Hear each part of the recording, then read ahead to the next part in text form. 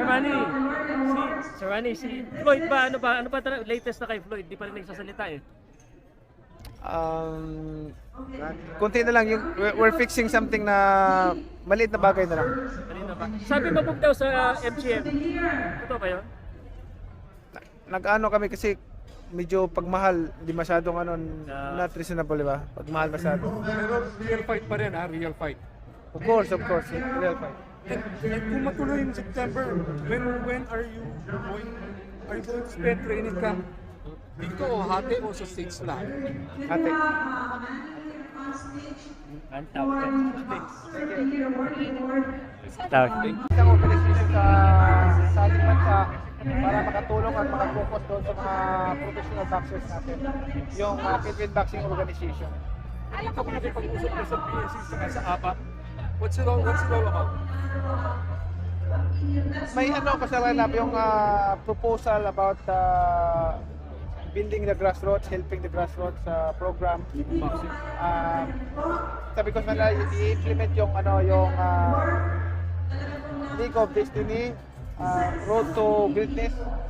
So sabi ko dapat ang Philippine Sports Commission makipag-coordinate sa mga LGU para ang LGU magtulungan sila makapag-produce tayo ng mga magaling na boksingero. So Mindanao, marami doon sa inyo. Hindi lang sa Mindanao, but the whole Philippines siguro. And you're going to be inducted in another Hall of Fame, sa National Boxing Hall of Fame. Grabe, another karangalan para sa'yo. How does that make you feel? Ang dami mo nang I'm so thankful to God because of this favor and blessings. Titles, awards, accomplishment. Ano yun okay yan siya, but the most important thing is our relationship to God. And the second is what legacy that what we can leave behind to the next generation that can help them. Diba? So you were saying kanina in your speech that really aside from all the awards and victories, what's really important is your relationship with God.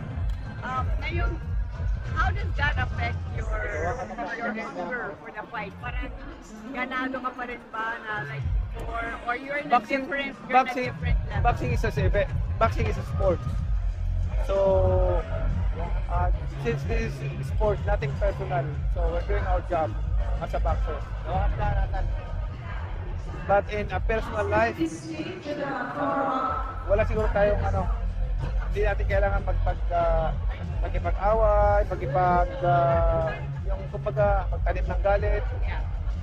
Manny, in your faith in God, right? You're saying that like a boxer, di ba? Yung training, you get better and better and better. In your faith in God, would you say that you're growing even more now? What's your stage sa faith mo ngayon with our Lord?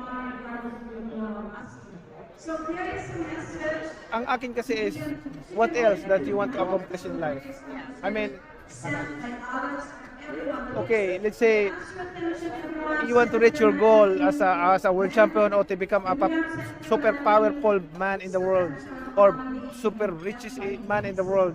But after that, after you die, where are you going? So yan ang importante kasi lahat naman dito temporary lang yan eh. What we have right now, we are just steward. You know, we are just stewards of God's grace in its various form. So, but the most important thing is our relationship to God. And you're still always The question is, pag natapos yung buhay natin dito sa mundo, what kind of a person ought you to be in the sight of God? Where are you going? Are you going to hell or going to heaven? What would you like God to say to you when you get to heaven? Ano yung gusto mong marinig mula sa Kanya?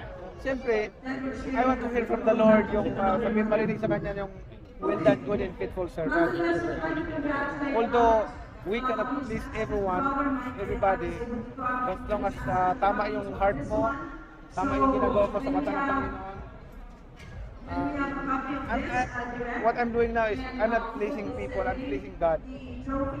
So, but I'm so thankful to those people who believing in me, who trusting me. But those who doubt and don't believe, okay, I'll pray for them.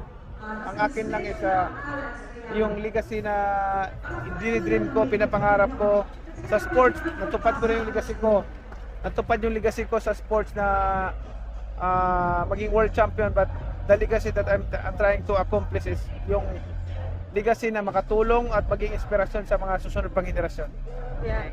Senator, The third Pacquiao awarded sports night. What is the objective? Bakit meron ka ganitong award? The objective is give recognition to those Filipino athletes, not only in boxing but those who give honor to our country. yeah. That's our goal this award.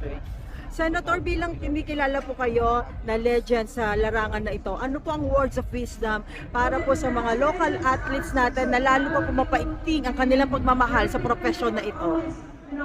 Be passionate and disciplined, hard work, and also study the sport that you get into. Sir Manny, si Floyd ba, ano ba latest na kay Floyd? Di pa rin nagsasalita eh. Kunti na lang, we're fixing something na maliit na bagay na lang. Kanina ba? Sabi mabog daw sa MGM. Totoo ba yun? Nag-ano kami kasi medyo pagmahal, hindi masyadong not reasonable, di ba? Pagmahal masyado. Pero real fight pa rin ha, real fight.